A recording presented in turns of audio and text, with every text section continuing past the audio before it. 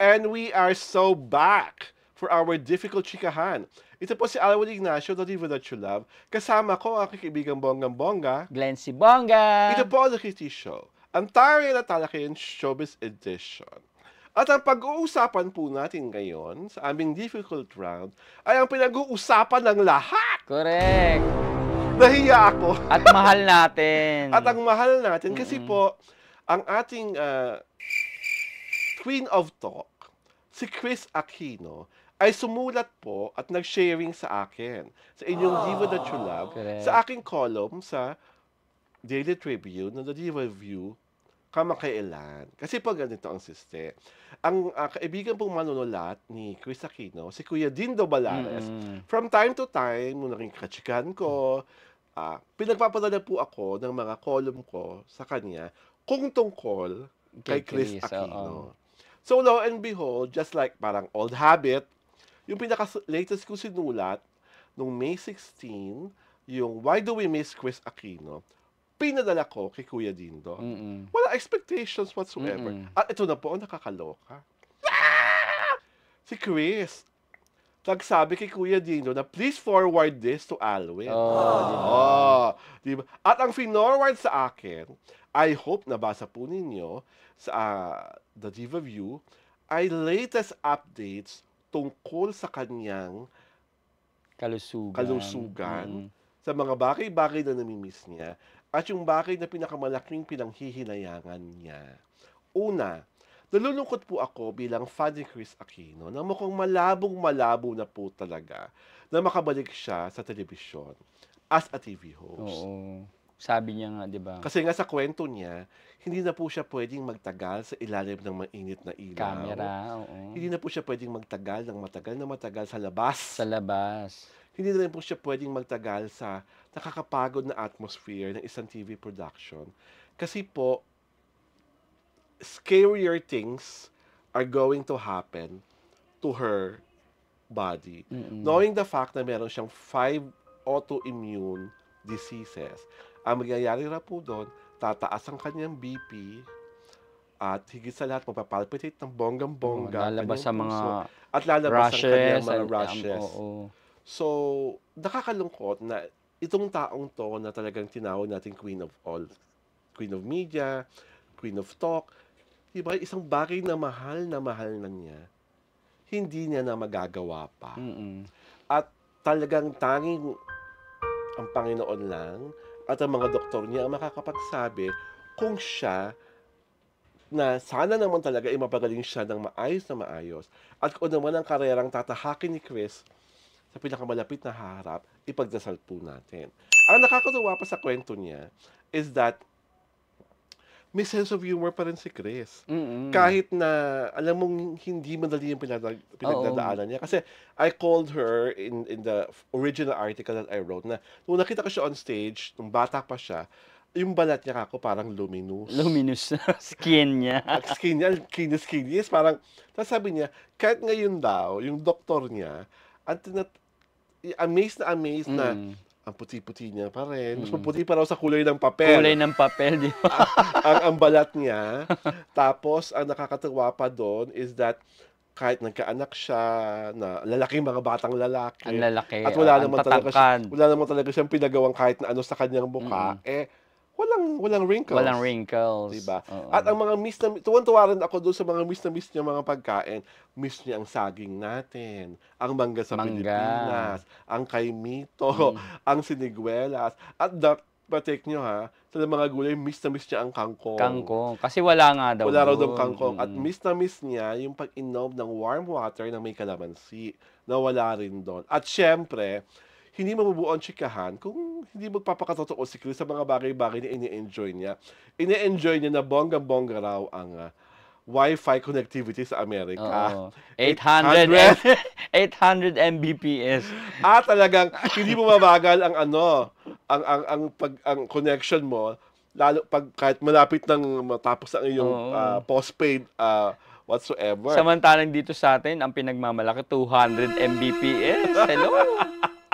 Doon 800 Mbps. At meron raw siya iniinom na organic milk na paborito sila ni Bimbi. At Fresh yung na fresh. na fresh na yung Oo. organic naman yun, na nakalagay sa mga bottles at recyclable.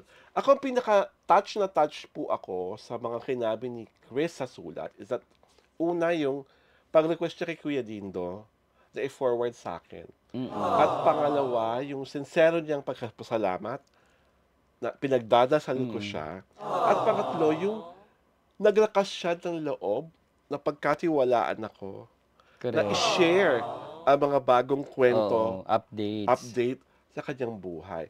Kasi relatively kami po ni Glenn ay mga in a way batang-batang mga entertainment columnist na compare dun sa mga taong supposedly mga dating pinagkakatawalaan ni Chris ng Oo. mga exclusive stories like si Kuya Boy Abunda, si the late great Ricky Lo. Kasi di ba yung exclusive na to, pang Ricky Oo. Lo to eh. Pero for a time, for mahigit 1 taon, masasabi ko na naging, close din kami kay Kwento Chris. mo yan, kapatid. Go. Ayun nga, kasi nga ano, kumbaga, nagsusulat kami para kay Miss Chris noon siyempre, 'di Mm. ba? Sa lahat ng mga events at saka press Mm. cons na invited kami. And ang ano ko dun, ang in-enjoy ko yun 'pag pumupunta na kami sa bahay niya, Mm. kasi nakikita mo yung totoong Chris Aquino na napaka maalalahanin tapos maalaga sa amin. Mm. Tsaka ano, talagang totoo yung sabi ng mga iba na ang generous niya. Mm. Oo. Saka ano yung inaalala niya ano yung, kalagayan ng halimbawa, Yung may kapakanan. nagkasakit na Oo, oo. ganito, "Uy, kamusta na si ganito?" Alam niya, di ba? Oo, inaalam niya na kung ano, kung kamusta na.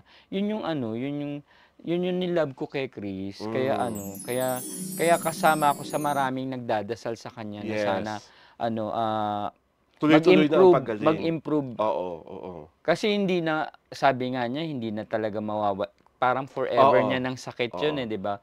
So, ang wish ko na lang at, prayer ay mag-improve yung kumbaga less na yung mga pain, Oo. Wala na yung mag-improve mga yung kanya, shingles, oo, wala na yung mga sakit ng ulo. oo, Saka gano'n. yung parang, lahat ng mga gamot na binibigay sa kanya ay tumalab. Saka makalabas siya Oo, na kumbaga kasi sabi niya nga hindi niya kayang ano, matagalang oo, lumabas, eh, dahil siyempre maraming allergens and everything oo. sa labas, 'di ba? So, yun kasama yun sa prayer ko sa kanya. Mm. At Ay saka naka siyempre yung ano, na para humaba pa yung buhay niya, makasama niya yung ano, mas mahaba niya makasama sila Josh at saka si Oo, Bimo. at siyempre pa Chris also misses her sister so much. Yes, oo nga, Nagpapasalamat nga siya na naimbento ang FaceTime. correct. Dahil yun ang means of their communication sa kanyang mga kapatid. And ako nga po, I have not met her personally. Honestly. Ah, Oo. I only met her kahit va sa press oo, cons? never. Oh, Oo. Kaya I only met her through Kuya Dindo through Messenger. ah, So wala pa kaming talagang eye-to-eye contact, pero yung oo. ganito, yung importansiyang binibigay niya sa akin, Oo. sobra akong nata-touch. Kasi sino po ba naman si La Diva de Chulab, Alwin Ignacio? For someone that she does not even met personally. O, dito nyo lang yan narinig, Oo ha? nga. Akala ng mga tao, kilalang-kilala ko si Chris. Akala ng mga tao, she loves me the way she loves Glenn. But we have never had a personal encounter. Kaya nung kunikwento mo nga kayo na yun, nainggit ako. Buti pa siya nakita niya na si Chris sa loob ng Saka ano, bahay. ang tagal Oo. na namin nakasama si Chris. At nakasama niyo siya nang wala pa siyang wala pa siyang ganitong Oo, karamdaman. oo, oo. Diba? Eh At ako ang parang, dami niya pang endorsement nun, kaya ang oo. dami rin namin press ko na Eh pinupuntahan, ako 'di ba? parang next to impossible na makakasama ko siya ng one-on-one at that. Kung hindi ako pupunta sa Sa Amerika Amerika, or uuwi oo siya sa nga. Pilipinas at ipapahanap ako para magkita kami personally. Mm. So Miss Chris, thank you for your trust. Thank you sa mga lahat ng fans ni Chris Aquino who shared, who read my column. At thank you of course kay Kuya Dindo Balares Yes, for thank you, Kuya paving Dindo. way para kahit sa Messenger, eh magkakilala kami ni Chris. Yan, love ko Ah, yan si Kuya Dindo. oo, love namin si Kuya Dindo. Tingin mo, Kaya maraming salamat po, Miss Christine. Sabi ko nga sa column ko, God heals, Yes. love heals. And we here at the Kitty Show, mahal na mahal ka namin. Yes, love you, Miss Chris. Love you, Chris. At dahil dyan, Chris, alam mo na, mag-subscribe ka. Ang bongga na, di ba? Pabigla na Pagkita mo kami. na nag-subscribe si Miss Chris, no? Chris. Mag-subscribe na kayo kayong lahat sa aming YouTube channel, sa Diaryo Tirada. At syempre pa, sundan kami sa aming Facebook page, sa Diaryo Tirada Facebook page. At ang The TT Show po ay pinapalabas tuwing Sabado at Linggo, alas 4 ng hapon. So ano pa nga, nood, subscribe at tutok na sa The TT Show para hindi po kayo may iskupan. Ito po si Alwin Ignacio, the diva that you love. Kasama ko ang kaibigang bonggang-bongga. Glenn si Bongga. Ito po ang TT Show. Ang Taray na Talakayan Showbiz Edition. Happy Sunday! Happy Sunday. Happy birthday, Mike! Bye-bye.